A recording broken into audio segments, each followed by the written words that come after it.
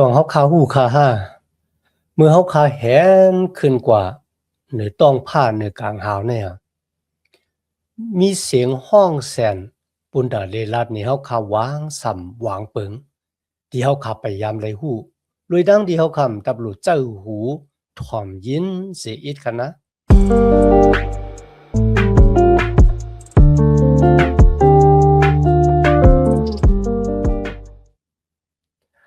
มาสงคาพี่น้องผู้ถ่อมยินเสียงใต้ตีนับยำกูเซากูปายามหลีกตั้งสายลมอีกปาดางขาวลุงแรงเบิงไหลมาหวบทบหบยากันกว่าแทงวันหนึ่งค่ะย้อนหาตั้งหักแม่ตาตั้งนิมใจตั้งจมเซอมนเปียวตีลูกตีเถาวราพระเป็นเจ้าเฮาคามาโตขอดเพียวถึงพี่น้องเฮาคาหังเผอหังมันสิกรรมค่ะ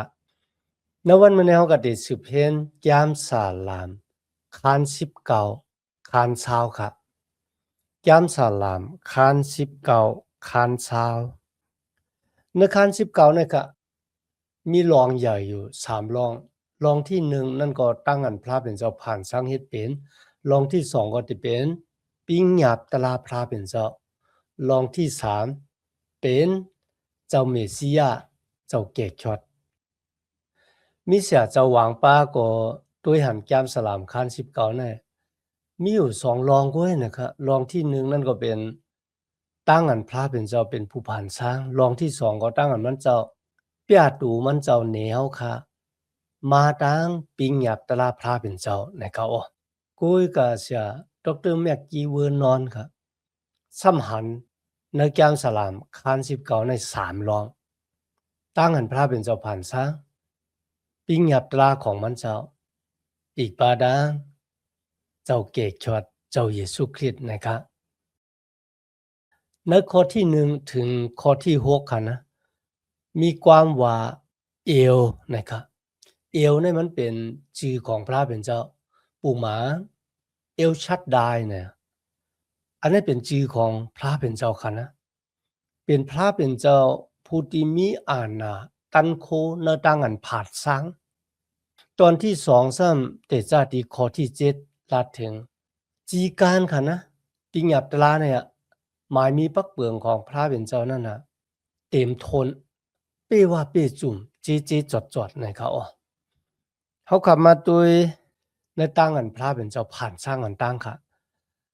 ในคาน19ข้อที่1ถึง6เนี่ยลาถึงตั้งอันพระเป็นเจ้าผ่านซะก้อยกาแก้มสลามคัน8ที่ป่นมาค่ะอันนั้นก็เป็นตั้งอันพระเป็นเจ้าผ่านสร้างในขิงกลางคืนค่ะก้อยกามือมาถึงคัน19ในซ้ำเป็นตั้งอันพระเป็นเจ้าผ่านสร้างขิงกลางวันค่ะ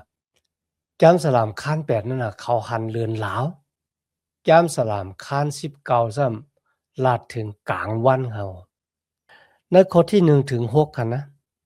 ภาคกลางหาวหมอกลัดลองมุนสเลพระเป็นเจ้าแลนาภาพผุยออกลัดนี่ลองนำตีนลายมือมันเจ้าวันหนึ่งต่อวันหนึ่งลัดอยู่ขึ้นหนึ่งต่อขึ้นหนึ่งก็สั่งสอนบันอยู่มีตั้งอันลัดอันจ๋ามีคอความเลยยินเสียงออกซบเขาในวันนั้นสิก็เสียงเขานั่นจอดตู้กำผากว่าเสียแลความเขานั่นเลยยินถึงตีหิมหลินสุดปุ่นกันเนตีต้องผ้านั่นพระเป็นเจ้าเฮ็ดเฮิรนบุญตาวันไว้ตาวันนั่นออกมาในขิงกลางในอยู่เหมือนเจ้าหนังลูกขวยมาอันออกเฮิรนมันมาและโจมเสือฮาเลยขุนแลนจอมเสียนต่างมันเหมือนเจ้าหนังก็อันแห้งเยอะนะนั่นมันออกมากะตีแหลนสุดต้องผ้าผายหนึ่งผ่าลัดกว่าต่อถึงฮอดตีแหลนสุดต่างผายลองตั้งอันเตดอันแมบเฮาลอดเสตั้งอันไม่ห้อนมันนั่นมีเสเจอเสเปิงในกะมีเสียงมีกนฮอลาดกุ้ยกะโกนดังกำผาเลยยินถึงกุฏิกุแลนเนี่ยแต่คำมือเขาขาเห็นขึ้นก่อนต้องผ้าในกันนะห้อมเลยยินสังกุ้ยกะต้องผ้ามันห้องแสนปุ ปุณดาดีรัดนี่เฮาค่ะวางสำวางเปิงที่เฮาตับหลุดใจหัวเฮาค่ะถ่อมยินค่ะนะข่าวลุงแรงเบิงตื่นขึ้นมากลางนาก็หันลาวจ้างปกงงค่ะนะมีอยู่7หวยเลยดิพี่น้องค่ะเมืองไปปกงงปอเมืองจำตีแรงอยู่ไหนจ้างตัวในมันตีปกงงมันค่ะนะหมอก4นายปลาย5นายเนี่ยข้าก็มีความถามนะลุยดังดิมได้ยินเสียงพานะกว่าจันปุ่งหางจ้างไว้เหนือต้องผ้าปกติว่ามันมีผู้ผ่านสร้างเนี่ย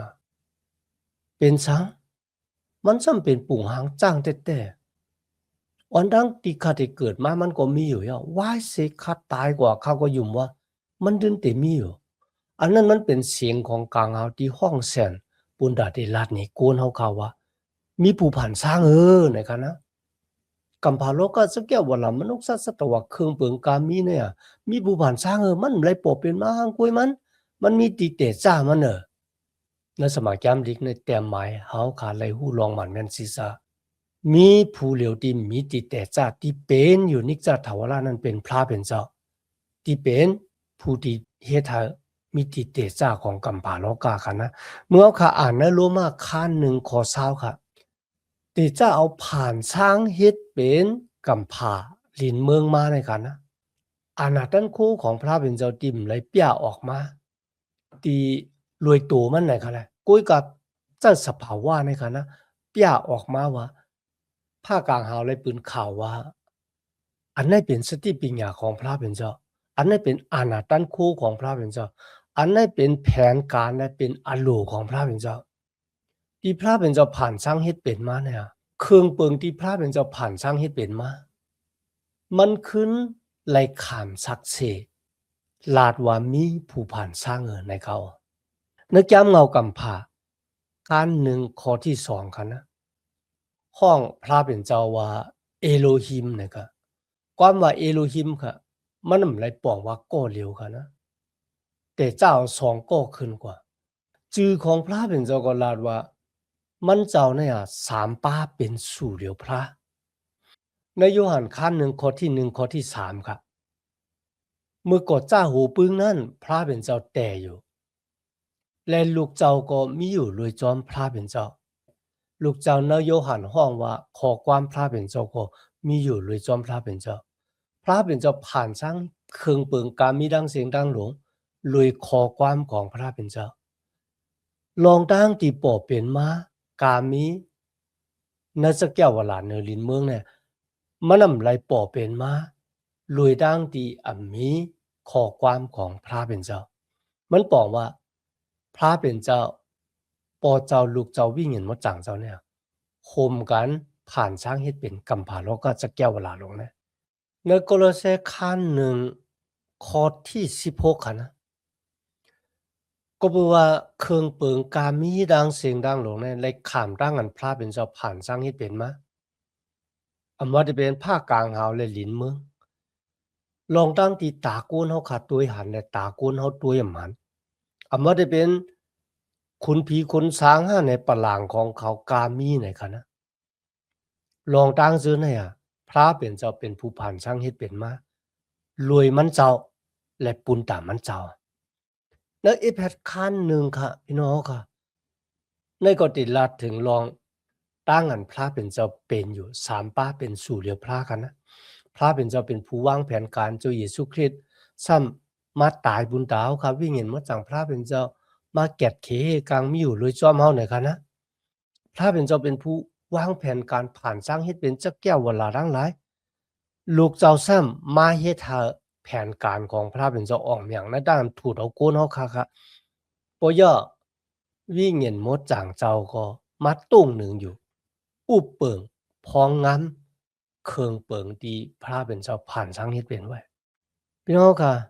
ลีป้าจะแต่นะที่ในเลยลาถึงรองของตาวันออกมาในขิงกลางนาอยู่เหมือนเจ้งหนังลูกขุยมาอันออกเคินมันมาและโจมซื้อนะครับตาวันเนี่ยมันมีอานาแล้วก็มันเป็นอสักมันเป็นตังแรงที่ในเยื่องถึงลูกเจ้าเยซูคริสต์มันจะเป็น ตาวันมันจะเป็นสายแรงของตั้งสีต่อกันนะรวยเหมือนพุ่งตันคู่อันเดียวเมียของมันจะกุยกันนักขิงนั้นจื้อเจ้าของพระเป็นเจ้าไล่ขามร่างอันหาบขึ้นกว่าอยู่ในเมืองกลางเขาออกเมืองโคงกลางได้กว่าเจ้ากันนะกับแนวกันมาโดยแต่จ้าตีข้อที่7ต่อบ่ถึง11อันนี้เป็นพระเป็นเจ้าเปียตูมันเจ้าเหนเฮาค่ะมาดังปิงหยับตรามาดังขอความของมันเจ้าค่ะตราเจ้าเฒ่าลาพระเป็นอันเจจุ่มแลจางปันเอ็นแห้งอันใหม่อ้อปิงหยับตราเฒ่าลาพระเป็นอันลีหยุ่มยำตั้มเจอแลจางเฮาเขาจื้ออันงือง่านั่นลักแหลมมาอ้อในอุปเดชเถาวราพระเจอนั่นเป็นอันหมานแมนจีเจอแลเฮาเขาจื้ออันถ่อมเอานั่นมีดังอันโจมซื้ออ้อปิ้งหยับตลาเถาวราพระเป็นอันเชอจางแลจางเฮาหูเจอหมอหู้หมอแจงมาอ้อตั้งอันกูยำเถาวราพระนั่นเป็นอันดีอันงาม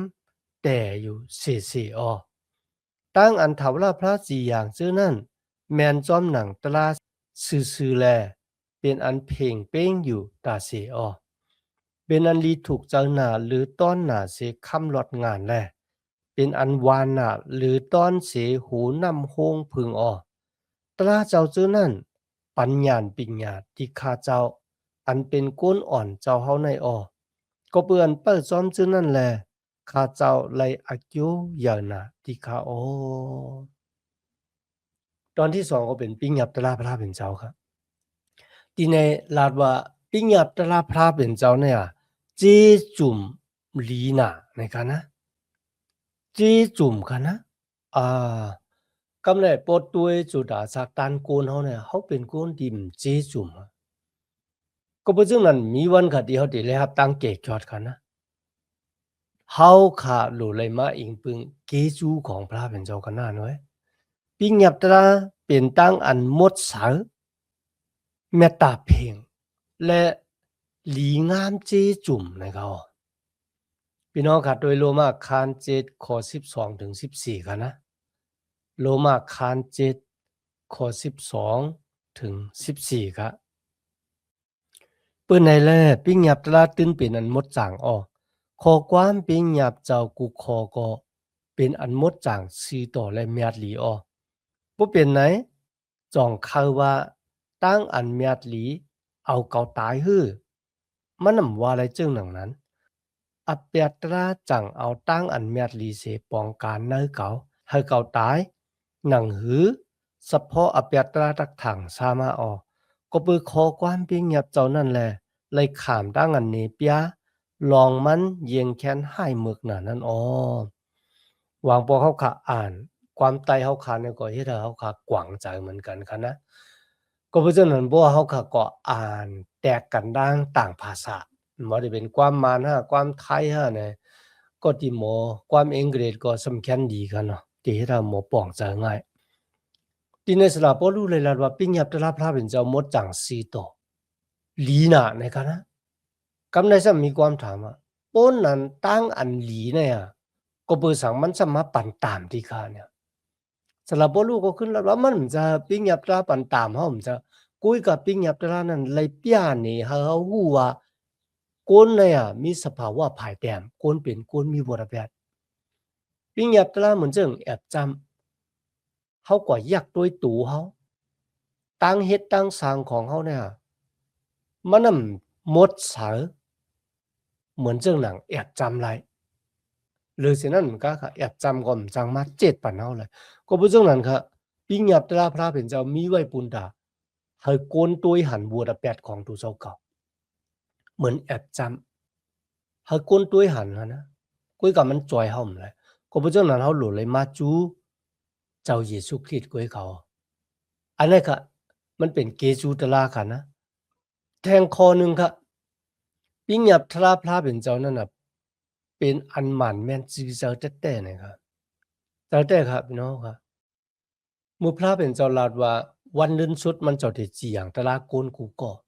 ติเถียงแบบลูกเจ้าเยซูคริสต์ อิงปึงอากูตู่เจ้าเก่าปุ่นดาได้มืออยู่จอมพระเป็นเจ้านั่นค่ะนะพระเป็นเจ้าที่จีอย่างตักจีอย่างแต่ค่ะนะแทงข้อหนึ่งสำลาดว่าปิ้งหยับตราเจ้าเฮานั่นน่ะหมานแม่นซื่อซะพี่น้องค่ะมีหวังก็ลาดว่า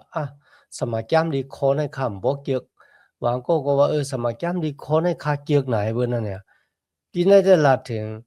ปิ้งหยับตราพระเป็นเจ้าเนี่ยมันหมานแม่นซื่อซะกูขอค่ะนะ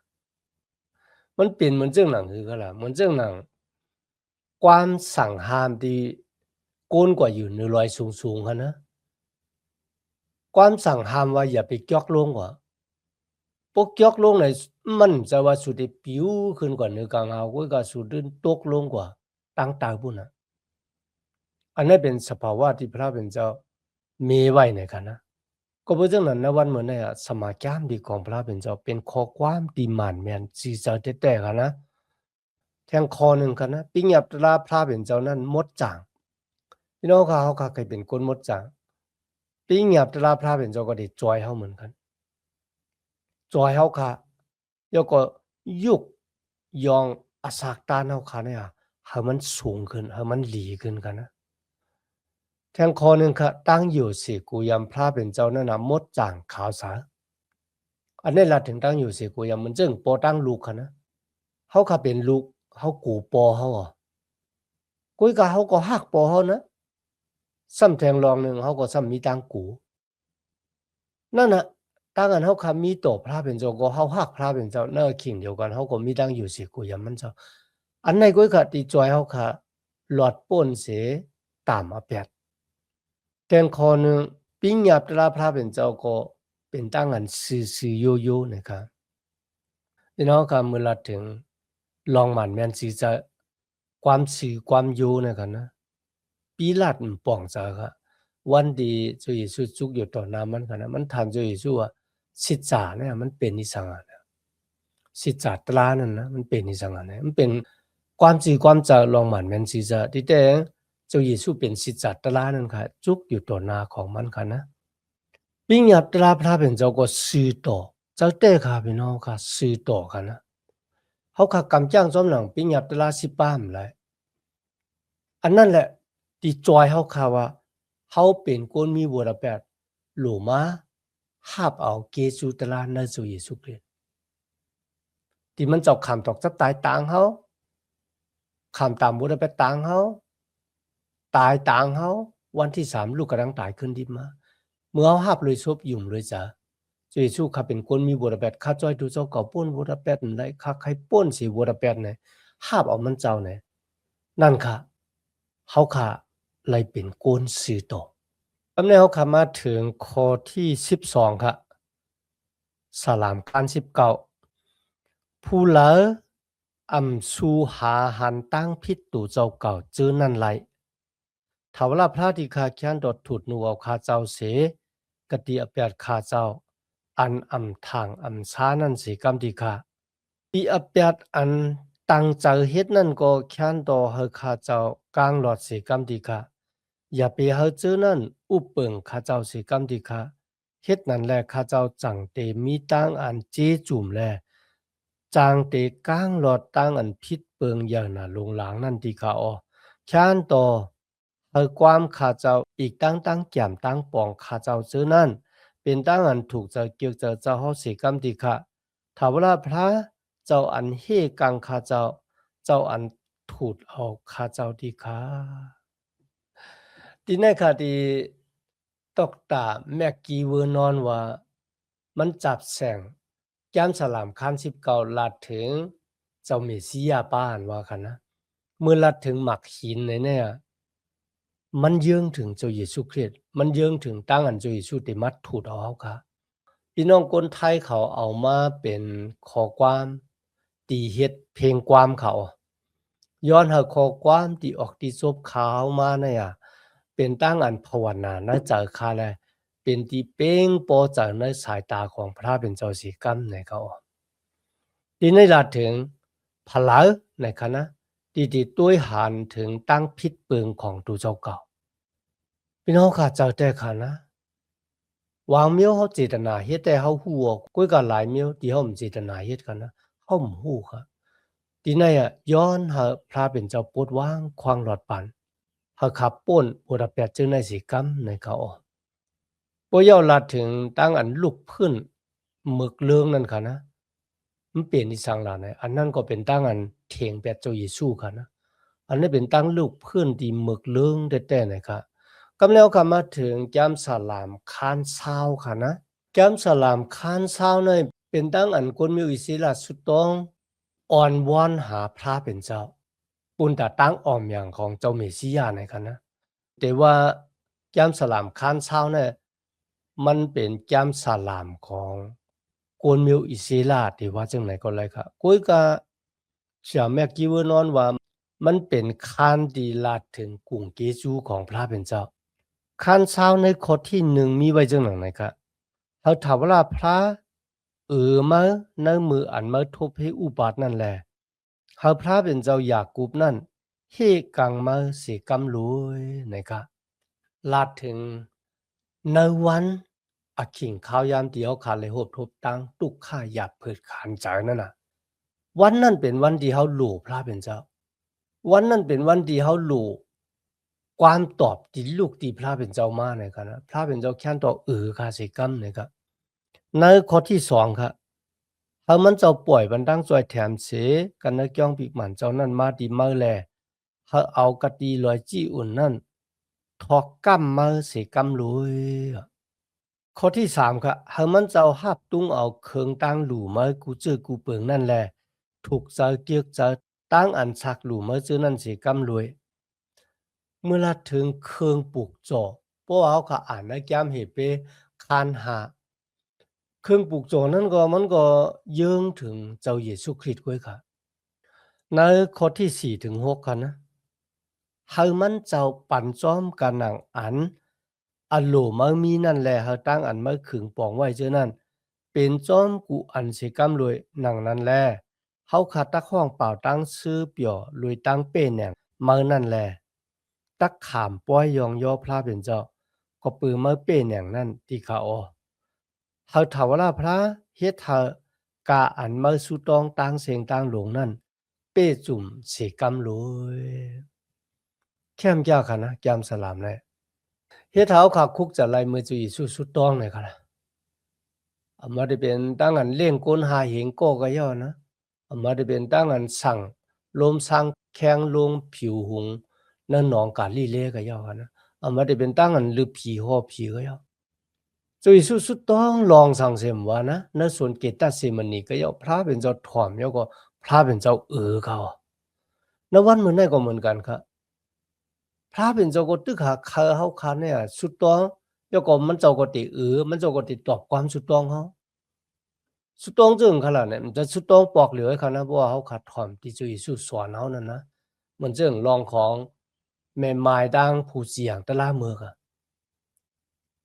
จะอิสุใครในแคมจะลองได้ค่ะนะผู้เสียงตะล่าเมือกลักไหลตั้งสุดโต่งของแม่ไม้มันอยู่สิกูยอมพระเป็นเจ้ามันทอกโดยนากูลค่ะนะกุยกับมันลักไหลตั้งตุกย้อนของแม่ไม้มันปั่น ใจสุรัตว่าพระเป็นเจ้าแน่เหยิ่งมัดหรือเสผู้เจียงตะละเมือกนั่นมันเจ้าหมดจาง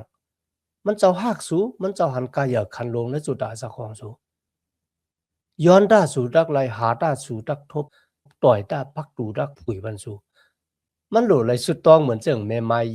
ย้อนดังสื่อต่อที่ผู้เสียงตะละเมือกเขาปอยนะขอลื่นสุดในลาดว่าหวังก็ซ้ำในรองของโลมาของเขามาของเขากุ้ยกาเขาซ้ำเดยุกยองนามาพระเป็นเจ้าของเฮาในเขาตั้งเกสู่พระเป็นเจ้าผู้ใหญ่แม่และสูงสุดย้อนหาตั้งหักแม่ตาตั้งนินจาตั้งสมซื้อมนต์เปียวตีลูกตีพระเป็นเจ้าคามาแต่อยู่ในหูเจ้าคากว่าหังเผอหังมันสิกรรมค่ะมาสูงค่า